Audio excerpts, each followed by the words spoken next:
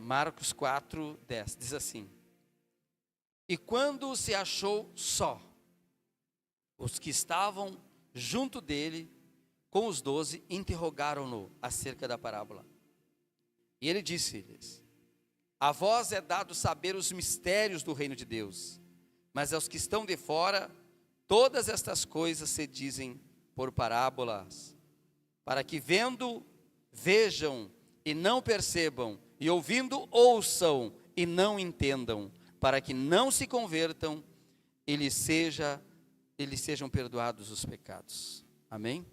Oramos. Pai, em nome de Jesus, estamos aqui para aprender, Senhor, de Ti, e sabemos que o Teu Espírito Santo nos ensina todas as coisas.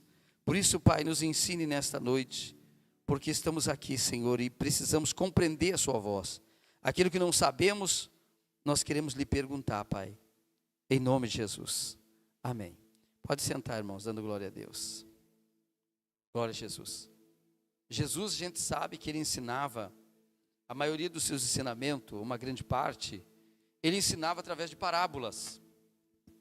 Essas parábolas, muitos ouviam, mas não entendiam, não compreendiam. Irmãos, até hoje é assim. E o próprio Jesus continua ensinando assim.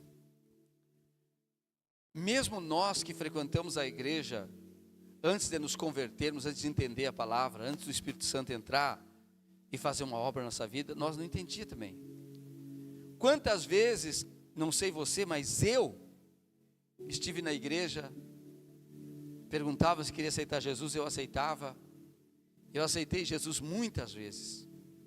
Eu queria aceitar Jesus, mas eu não entendia Jesus, não via Jesus, não compreendia Jesus e não compreendia a palavra. E assim que terminava o culto, eu saía para outros lugares aonde não condiz com alguém que aceitou Jesus de verdade. E não via nada de errado. E por que não via? Porque não estava vendo a luz ainda. Porque ainda não estava vendo, não estava entendendo, não estava compreendendo, os olhos do meu coração não estavam enxergando ainda. Mas chega um dia em que o Senhor se manifesta a cada um de nós. E, irmãos, a cada um de nós ele se manifesta de uma maneira, porque cada um vem a ele de uma maneira também diferente, e trazendo muitas vezes problemas diferentes, e pedindo o auxílio, a ajuda, o socorro de Deus. E a Bíblia diz assim: a alma que clamar, essa será salva. A pessoa pode estar na igreja e não clamar, irmãos. Pode estar na igreja e não clamar. Pode estar sofrendo e não clamar. Pode estar morrendo e não clamar. E a Bíblia diz que a alma que clamar, essa será salva. Então, a nossa alma precisa clamar. Nós temos que chegar diante de Deus com um clamor muitas vezes, e contar para Ele, e não nos acomodarmos na situação. Porque muitas pessoas, irmãos, estão morrendo, e eu estou falando não é apenas morrendo de uma doença, de um problema, mas estão morrendo na fé, porque deixaram de clamar a Deus, deixaram de clamar e aceitaram as situações, aceitaram as coisas que não deu certo, aceitaram as coisas que o inimigo empurrou para a vida delas, e aceitam, e diz: está dando para levar, vamos indo. É assim que nós temos que ter o cuidado da nossa vida, se nós estamos aceitando coisas que não é para nós aceitar, que não é vontade de Deus, que não é projeto de Deus, que não é propósito de Deus. A palavra de Deus, e nós estamos falando todo dia da palavra de Deus, e é importante não apenas as histórias da palavra de Deus, mas é importante cada palavra de Deus. E essa palavra, ela é espírito, ou seja, ela tem o poder de entrar na vida de uma pessoa e mudar a vida da pessoa. Ela tem o poder de transformar. Se está doente, ela tem o poder de curar a vida da pessoa. Se está pobre, ela tem o poder de enriquecer a vida da pessoa. Se os caminhos estão fechados, ela tem o poder de abrir os caminhos da pessoa. Amém, irmãos? Se a família está destruída, ela tem o poder de entrar e reconstruir a família da pessoa. Eu me lembro de um homem que eu tive lá em Uruguaiana, e Na porta da igreja ele me viu numa alegria, me abraçou e disse que Deus mudou a vida dele um dia que ele entrou num culto na nossa igreja aqui. E ele tinha brigado, batido, ele tinha destruído praticamente a vida dele e a família dele. E ele saiu sem rumo. E naquele dia ele entrou na igreja. E naquele dia ele disse que eu mudei a palavra, eu disse que ia mudar. Porque Deus tinha dado direção, mas eu não sei nem o que eu preguei, nem sei nem que dia era. Mas o Espírito Santo sabe. E Deus deu uma palavra para aquele homem, naquele culto, e ele voltou para a casa dele, e ele reconstruiu a família dele, a vida com a família dele, e hoje ele é um diácono na igreja servindo a Deus em Uruguaiana. Deus tem o poder, mas a alma chegou clamando. A alma chegou, quem sabe, dizendo: o que eu fiz? Eu destruí minha vida, eu destruí minha família, não tem mais conserto. E Deus disse: tem. Porque a alma clamou. Às vezes nós não indagamos. Às vezes a pessoa está doente, ela vai no médico, ela diz: eu vou consultar porque eu estou doente. E a fé? Ah, mas eu estou usando a fé também. Mas será que a fé não é soberana? Será que a palavra de Deus não pode ser soberana? Ou será que a nossa fé que não está soberana? Nossa fé não está tão assim elevada, então nós vamos precisar de uma ajuda. Mas o senhor é contra os médicos? Eu não sou, irmão. O que eu quero aqui é que você entenda que Deus não precisa de nada para fazer a nossa vida mudar, para nos curar. Ele só precisa da nossa fé. Só precisa da nossa fé. Você pode ver quando os médicos não puderam curar muitas pessoas, aonde que elas se curaram?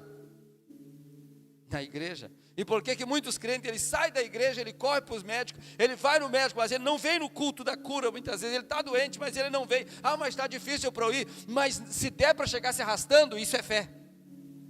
Se der para chegar se arrastando. Mas é o comodismo da religiosidade da pessoa, que o mal vai dominando pela religião. Não, eu sou crente, eu sou de Jesus, eu faço as coisas que tem de fazer. Não é só isso. Nós temos que ouvir a Deus. Ouvir. A palavra de Deus tem poder. A palavra de Deus é poder. Ela é um gerador, como se fosse uma dinamite, um poder, que ela, quando entra na vida de uma pessoa que crê, uma pessoa que quer, uma pessoa que está ali para receber, uma pessoa que está ali clamando a Deus com sua alma, trazendo suas necessidades, então essa palavra vai de encontro. O milagre não acontece porque Deus sorteia quem vai receber o milagre hoje. O milagre acontece quando atentamente ouvires a minha voz. As bênçãos virão e te alcançarão. É automático, diga glória a Deus. Quando você é aquela pessoa atenta à palavra, quando você é aquela pessoa que diz: não, eu vou fazer de tudo para eu não faltar ao culto, eu vou fazer de tudo para mim ser forte espiritualmente, eu vou fazer de tudo para eu não ser uma estatística daqui uns anos, que é alguém que pertenceu à igreja, eu vou fazer de tudo. Então, você vai ser uma pessoa abençoada, porque você determinou, você decidiu no seu coração: eu vou fazer a minha parte. Não sou contra os médicos, eu mesmo já consultei para ver o estado da minha saúde, e o médico me pregou contra a minha saúde lá, que eu saí pior do que eu entrei. Eu pensei que estava bom quando eu cheguei, mas quando eu saí, aí eu saí pior. Mas ainda bem que eu tenho um Deus que nos renova. Ainda bem que eu tenho um Deus que eu ouço Ele, e não me interessa se eu morrer, não importa, nem sei como é que eu vou morrer, só sei o seguinte: eu quero morrer, mas com a minha fé intacta, com a minha fé viva, sem medo, confiando na palavra de Deus, porque o poder da vida e da morte está na nossa língua, diz a Bíblia, mas também está na mão de Deus, amém? Mas existe um poder que a gente, todos os dias, acaba, de repente, plantando uma semente ruim para nós mesmos, quando a gente fala coisas de acordo com o que o mundo fala, com o que o mundo pensa, com o que o mundo diz, e não com o que Deus pensa, e não com o que Deus diz, amém? Jesus é sempre verdadeiro, sim ou não? Sim ou não? Ele disse assim: não é o que entra que contamina o homem, é o que sai do homem. Em outras palavras, ele abençoa todos os alimentos, e nenhum alimento faz mal quando recebido com ação de graças. Quando você diz: eu te dou graças, Senhor, que eu posso comer isso. Você não pode comer isso. Sim, eu posso comer isso, porque Jesus disse que eu posso, porque Ele abençoa todos os alimentos. Mas o que sai da boca é o que contamina. E o que sai? Não coma isso que isso faz mal. Não coma isso que isso te mata. Não faça isso que isso você vai morrer. Não faça. E isso contamina, você está entendendo? E a pessoa vai, né? Quando de tanto ouvir, de tanto, já estou morrendo já. As melhores coisas que tem para comer, de comer, não dá para comer. É ou não é? Não é assim que diz? Que não dá para comer? Mas o que? A gente nem gosta de comer. Esse pode. Esse pode, come, parece o diabo, né? Parece o diabo, vai comer o que tu não gosta. O que tu gosta não vai comer. Eu não vejo Deus nisso. Eu vejo Deus assim, come o que você quiser. Só assim não seja glutão. Que isso é pecado. Amém? Só coma a quantidade certa. Não exagere, mas coma. E dê graças a Deus que você pode. Amém? Então, é uma semeadura, tudo é uma semeadura. E hoje, muitas pessoas ficam ouvindo tanta coisa em casa, 24 horas do dia, ficam ouvindo as pessoas, ficam ouvindo notícia, ficam ouvindo política, ficam ouvindo notícia ruim, e a palavra de Deus muitas vezes não ouve nada. Não ouve nada da palavra, não ouve nada da palavra, e na hora do culto, não vem no culto. E nem tem culto todo dia. Tinha que ter culto todo dia para a gente ouvir a palavra, para a gente receber a palavra e para a gente andar na palavra, porque a palavra é espírito. Mas aí as palavras lá do mundo vêm e pá na pessoa, pá na pessoa, pá na pessoa. E tem poder as palavras têm poder de qualquer pessoa, não é só a sua. Todas as pessoas têm poder nas palavras, porque as pessoas são todas imagem e semelhança de Deus. Todas têm poder na palavra, só que nós temos que comer do fruto da boca de Deus, amém? Que é a palavra de Deus. E aqui Jesus explica a parábola do semeador. E quando se achou só, os que estavam junto dele com 12 interrogaram-no acerca da parábola. Ele disse, e Jesus lhe disse: a vós é dado a saber os mistérios do reino de Deus, mas os que estão de fora, todas estas coisas se dizem por parábola. Irmãos, que privilégio! Hoje eu sei o privilégio que eu tenho, eu entendo a palavra de Deus. Quem aqui entende a palavra de Deus? Ou você pensa que entende, né? Pelo menos, amém? A gente pensa que entende, eu penso que entendo a palavra de Deus. Então, é um privilégio poder ouvir. É um privilégio poder, sabe, entender isso, enquanto muita gente ouve, mas não entende e continua na mesma vida, no mesmo caminho. Agora não adianta eu ouvir a Deus e ouvir o mundo. Ou eu sou amigo deles, ou eu sou amigo dele. Amém? E se eu sou amigo dele aqui, ó, desse aqui que deu essa palavra, então eu vou ficar com essa palavra. Eu não vou ficar com as outras palavras. Tem muitas palavras aí. Foi cantado o hino aqui, preciso calar todas as vozes, menos a tua. Isso é uma verdade, irmão. Tem toda hora uma coisa falando, tem toda hora alguém falando, tem toda hora alguém despregando o que alguém pregou, tem toda hora alguém dizendo o contrário, irmãos. Mas Deus te deu uma igreja para você frequentar, e um pastor que vai pregar a verdade para ti. E ainda peço para te conferir na Bíblia se está lá. Amém? Eu não vou pregar nada que não esteja aqui. Então aqui Jesus diz assim: a vocês é dado conhecer.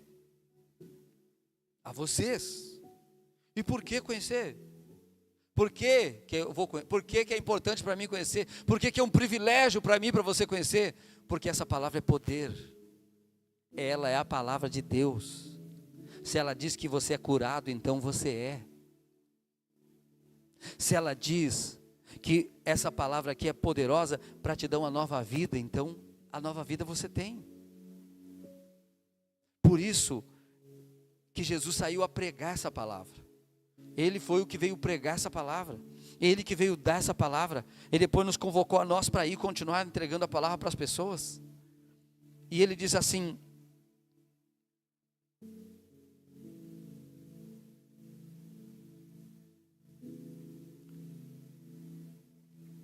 para que vendo, não vejam, e não percebam, e ouvindo, ouçam e não entendam, para que não se convertam, e lhes sejam perdoados os pecados. Eu ficava intrigado com essa palavra. Ou então Jesus não quer que sejam salvos? Então Jesus não quer que entendam? Porque ele diz para que ouvindo, não, eles ouçam, mas não entendam, vejam, mas não percebam, e não se convertam, e não sejam salvos. Mas ele quer salvar. Então o que há aqui? O que significa isso, essa palavra? Ele está dizendo o seguinte: que se você quer ser salvo, você tem que se interessar. Amém? Você tem que se interessar por Deus. Você tem que ser interessado. Não apenas interessado no que Ele pode te dar, mas também sabendo que Ele pode. Mas ser interessado em conhecê-lo. Ser interessado em entender o que Ele quer de você, o que Ele quer de nós, o que Ele espera da gente. E para quem Ele está explicando a parábola? Para todo mundo? Não, para quem perguntou. Então quando você não entende alguma coisa, você tem que perguntar.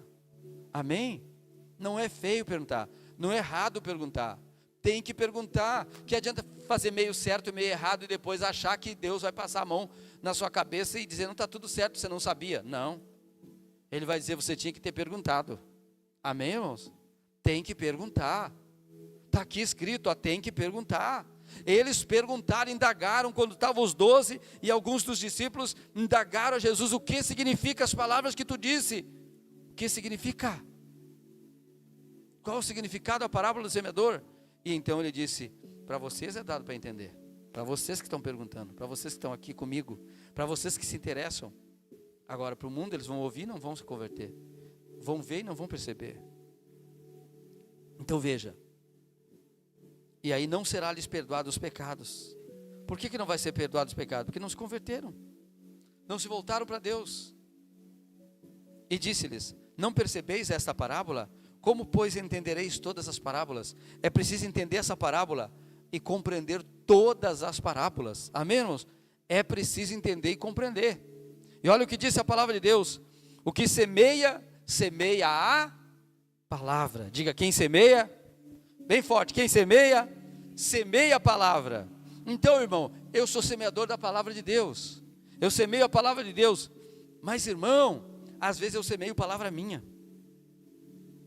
O que eu estou falando agora é no meu cotidiano, no meu dia a dia, na minha vida, na minha família.